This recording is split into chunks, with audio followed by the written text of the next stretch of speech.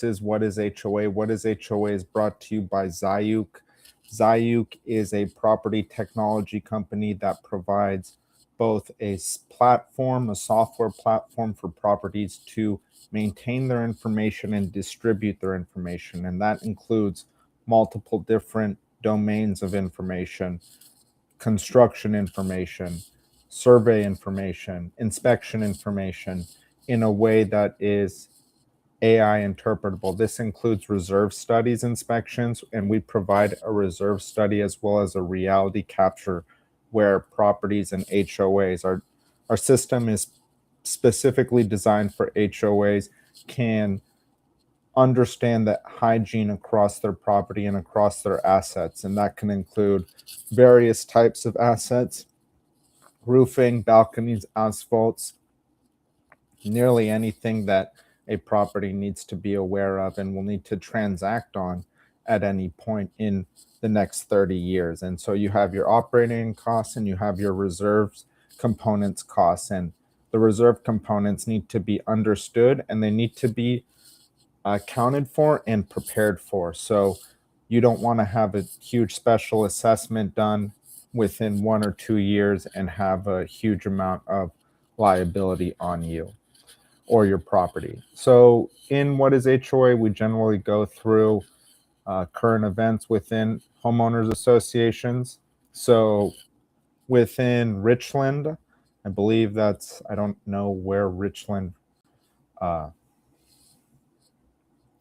which state that's in. A 30-year-old woman allegedly stole thousands from a Richland community association that she controlled, took more than $125,000 of member dues from Garden Via Condominium Association between 2021 and 2025. And so this is happening right now.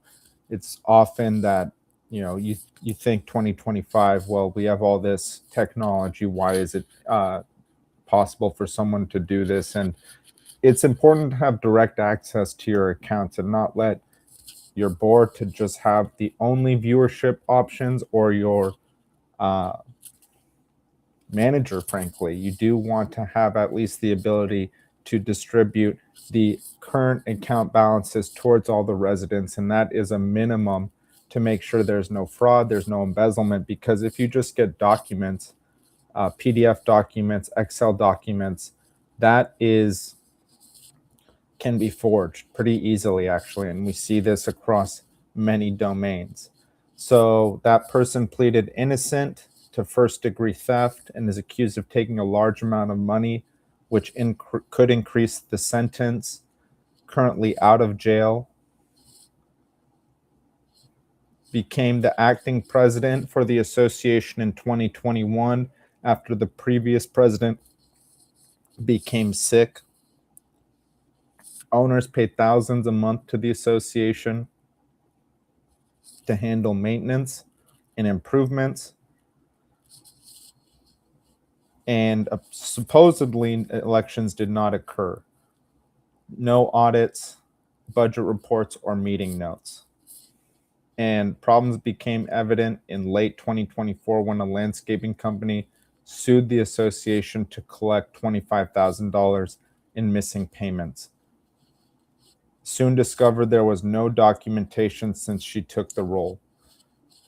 The retainer for the association's attorney had been paid and the reserve accounts had been emptied. So this is, again, having those account balances there. Trustless property system is what we provide, a trustless property system. So when you're invested in a property, you don't have to trust people. And I think that's the biggest thing, is when you give people to do things behind certain corners, they take advantage of those situations, and it's unfortunate. But placing a trustless property system away so that you don't have to worry about this, so you can get the daily account balances, the daily transaction methods, or the daily transactions, and make sure no one's embezzling funds from your property, or configure it whichever way you like. Detectives found Venmo and bank records that showed an extensive period of embezzlement from the property. That person created a bank account when she moved thousands of dollars through. Managed accounts at HOA Credit Union and Chase Bank that she used to take the money.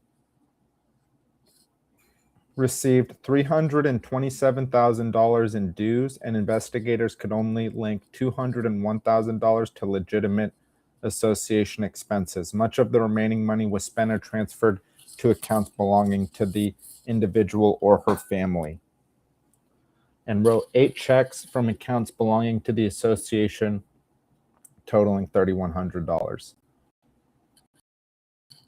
So it is up until 2025, still very recurring, still easily done.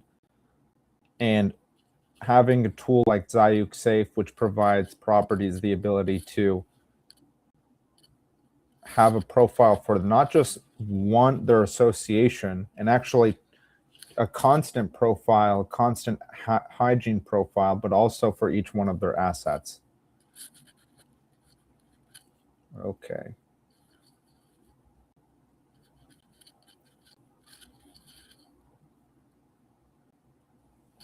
So this is a new article.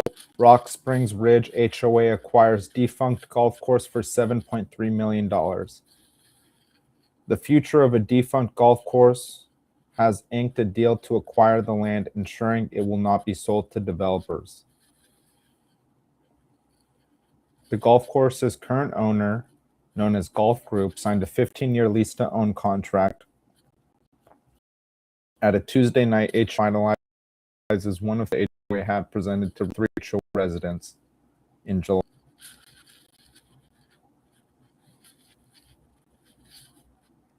The HOA will own the land and it won't be developed.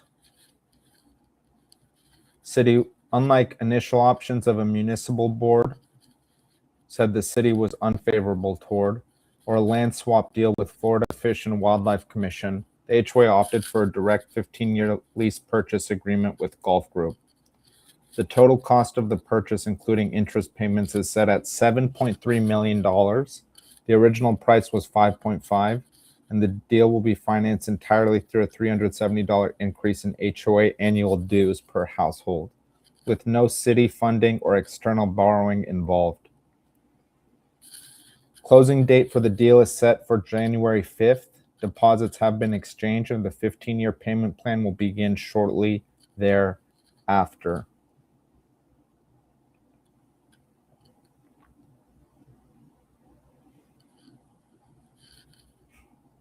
So things of that nature would never be able to be done when you are just in a home by yourself. If you and your fellow neighbors were not in a homeowner association, there is no way that you could round up $7.3 million and organize a 15-year. Give me one moment, everyone. Give me one moment.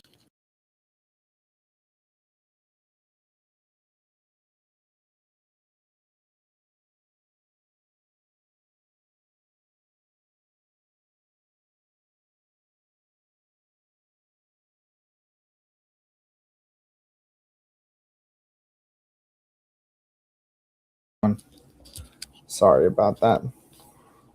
So there's no way that you could organize $7.3 million and keep a golf course and not have that developed. In most of the rest of the world, that would never happen. And HOAs get a bad rap, and for good reason. But there's a lot of power that you can have behind them. So I'm personally a fan. They can get out of hand. I think the big thing, and Zayuk provides HOA as a platform to communicate, which is so valuable. All right, we'll continue.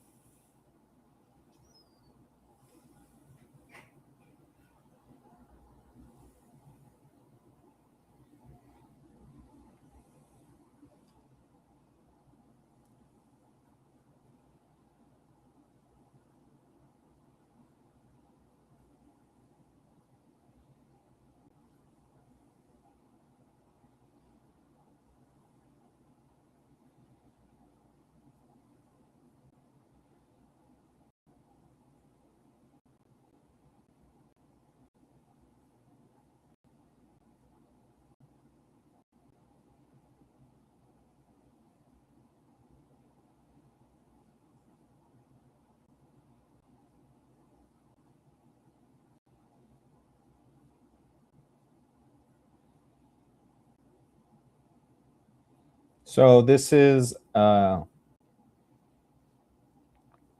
question Q&A by a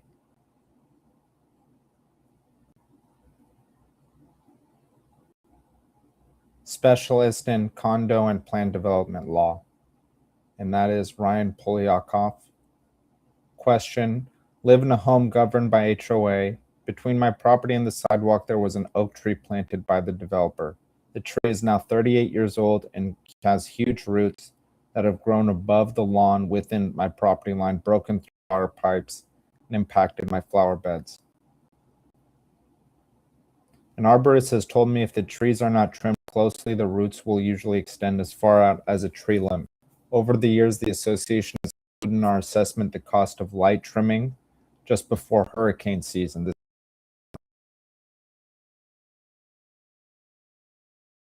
feet into my property. Is there any way I can force them to cut down the tree or pay for the damages? You have a tough argument, says Ryan Polyakov. The association is not responsible for the branches or roots that extend onto your property. You are personally allowed to cut them, and I think that includes roots as well. Though extensively trimming the roots on only your side of the property line is likely to destabilize the tree, which frankly is a risk without any extensive root pruning. Need to argue that the association was negligent to allow this tree without greatly trimming the canopy in order to keep the roots compact. Not an arborist, but I've never seen anyone trim an oak that way.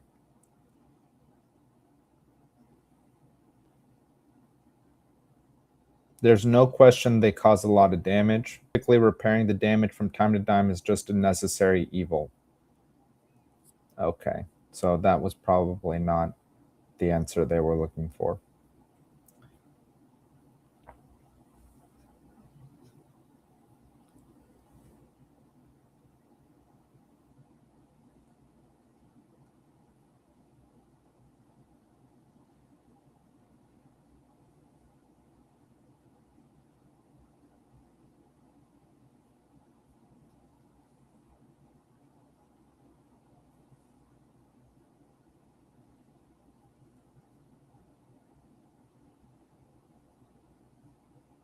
And we spoke about this yesterday, but there's one issue. Florida has one person, I believe this is the same legislator who spoke about abolishing HOA, has introduced legislation to an avenue for HOA is to disband. I mean, it's not easy. 67% of the vote, but it might be,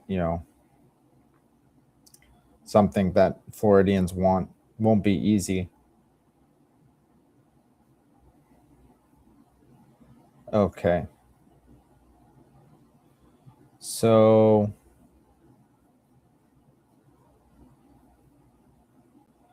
let's go.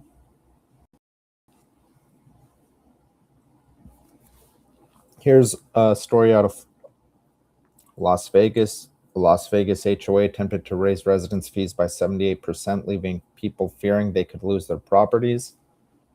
Richmond Park HOA dues from $275 to $490 would have been financially devastating, but the residents rallied to fight the fees and gained victory over the HOA under Nevada HOA rules. Residents can overturn a budget if a majority of homeowners sign a petition rejecting it.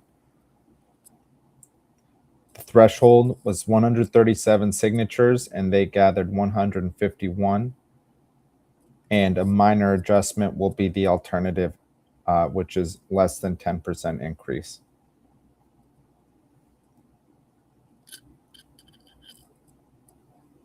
Many of the residents are on fixed income and are, seniors. That's one woman, 73 years old. And this is a particularly intense issue being faced both by the property management industry, where many of the people who work within the industry are boomers, are the baby boomer generation, and they are in the process of having to retire within the next 10 to 15 years, or possibly retiring. And not just that, then you talk about homeowners who we have an aging in place phenomenon within the United States where many homeowners are staying within their properties. Oh no, did I go dead? Am I still going? Yeah, I'm still going. Looks like. All right. And they're aging in their property, and it's becoming a huge issue because those properties are not 55 and up communities. They don't have the infrastructure to accommodate people of that age, whether that be proximity from parking to your front door, whether that be stairs or any sort of elevation that might not be completely handicap accessible. It is in city, it's a very interesting, and so fixed incomes.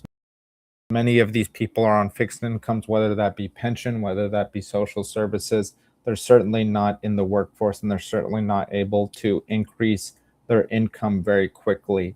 Unlike possibly, I mean, I'm not saying it's easier for people of younger generations, but it's much more likely you can gain a new skill, or you are even in the workforce to be able to have the opportunity to raise your income. Some people, many people are retired at this point, and so their income is their income. Holden noted the community was a junkyard and that there was only $11,000 left in the reserves. Lack of amenities. Residents must still pay separate special charges regardless of their petition for major repairs that does not require homeowner approval, unlike the operating budget. So this property looks like it still had some serious issues. So regardless of whether the dues are increased or not, there's going to have to be a special assessment. And in truth, for the owners at the time, it's probably better to just increase your dues. It's probably better to just increase your dues because those costs aren't coming down. Inflation doesn't go backwards. And so you're going to have those same types of costs down the line. And by increasing the dues, you can actually possibly get out of the property too and forego having to pay that. But assessment is going to consolidate all of that stress, consolidate all of the payments into one particular set of owners over time. And that's not what you want. You want to accumulate those funds over a long period of time. All right, let's continue.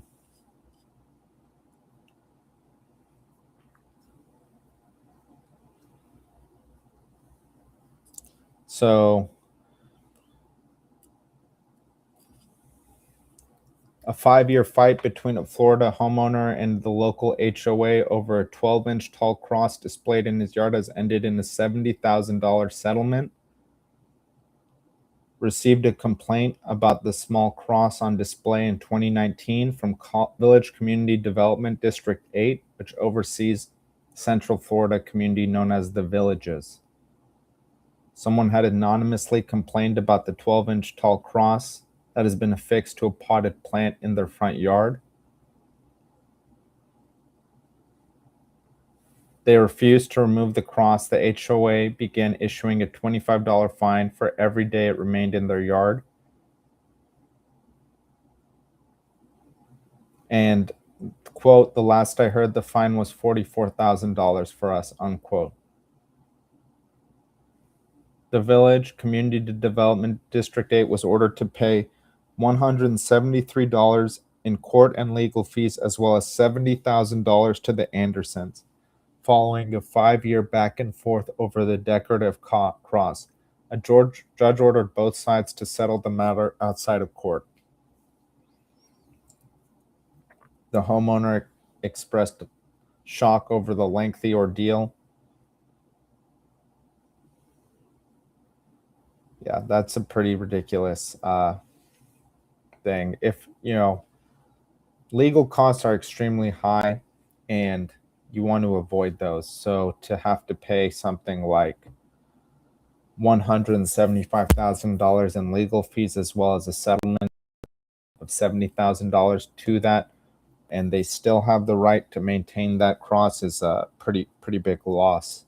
So it's unfortunate, and that's a huge, again, the homeowners each are paying for that. That's not any particular person. So having managers and board, the most important thing you can do is make sure the leadership in your property is as trustworthy as possible and as well observed and well auditable as possible. And Zayu gives you the infrastructure to audit your property continuously so that you don't have to necessarily be at the whim of these people who are in control of your property.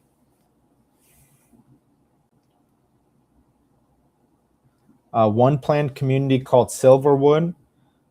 The developer requires homebuyers to sign a kindness pledge seeking to build a culture of listening to others, excluding hateful words, and engaging on a personal level in Hesperia, California.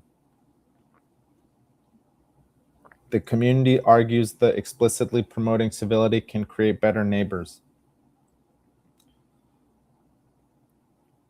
The legal reality is it's not enforceable. It's an aspirational thing. Kindness is a vague concept.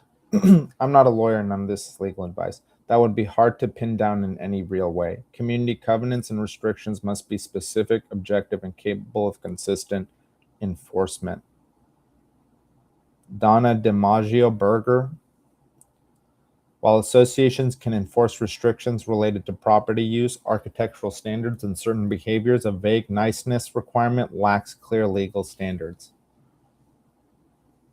So what's the point of having one? The answer lies in self-selection and community building. Yeah. So when I say purchase in a property, kindness is important. Where you live is important. Realistically, you won't have much of a choice there other than what neighborhood you purchase in. But when it comes to specific properties, three things to keep in mind: asset hygiene, financial hygiene, and governance structure. So asset hygiene is curb appeal. Does the property look like it's being maintained well? The landscaping, the asphalt, the balconies, the staircases. Does it seem like it's being taken care of? The paint, the stucco, or does it look like it's kind of shoddy and going downhill? That's asset hygiene. You obviously won't be able to tell everything, and you won't be able to tell most things from just looking at that. But curb appeal to some degree is telling of a deeper picture.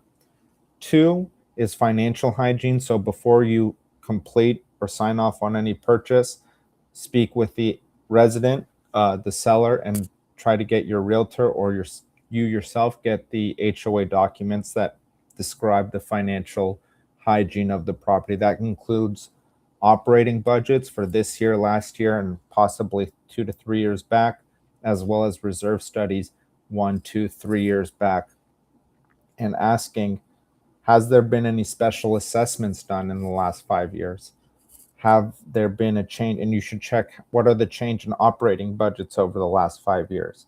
If there's been an extreme change, why did that occur? Okay, well, what's the projection for the next 3 to 5 years? What's the projection on operating budgets? What's the projection on special assessments? Does it look like we're going to need one in 2 years or no?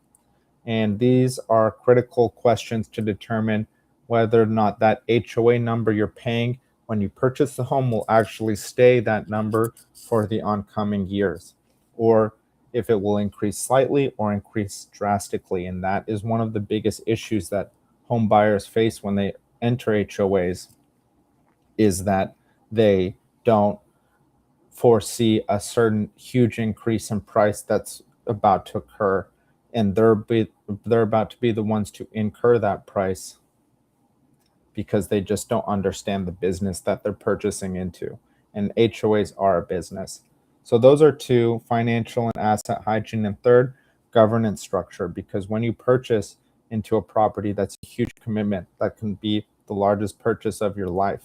And you're going into that business considering all these various items. And one thing that many people don't consider is governance. They think, oh, that's my property. I purchased it. I have the right to do as I please.